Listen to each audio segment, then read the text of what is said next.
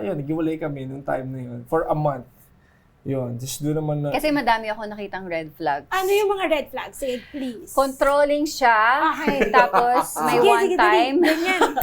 parang na-neglect niya yung family niya. Yeah. So, Hindi ko alam yun. very family-oriented ako na tao. So, sabi ko, pag ganun siya sa family niya, so that's the way he will treat me if I become his wife. And I thought na parang men cannot change overnight. Yeah. So, I wouldn't expect him to change as well. Grabe yun. Anong ginawa mo? Alam nyo, something that I've realized on time namin, which part ng maturity ko, I didn't expect na meron talaga akong blind spots na ganun. Which, lahat tayo may blind spots. Kaya maraming relationship na nag-break agad or kahit sa mag-asawa nga, di ba, minsan hindi pa nila alam.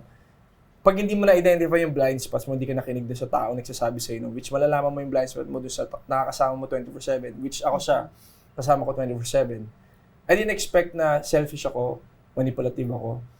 I didn't expect na controlling ako. I didn't expect na Na-neglect mo yung family na-neglect ko mo. yung family ko. I thought all the while, normal na lang sa amin yung ganun. Nakita niyo, na-observe niya ako eh. Na kinikita ko yung family ko pero wala akong attention sa kanila. And hindi siya ganun eh. Very much family-oriented siya pinalaki. Kaya dun pa lang, nung sinabi niya sa akin yun, na-caught off guard ako.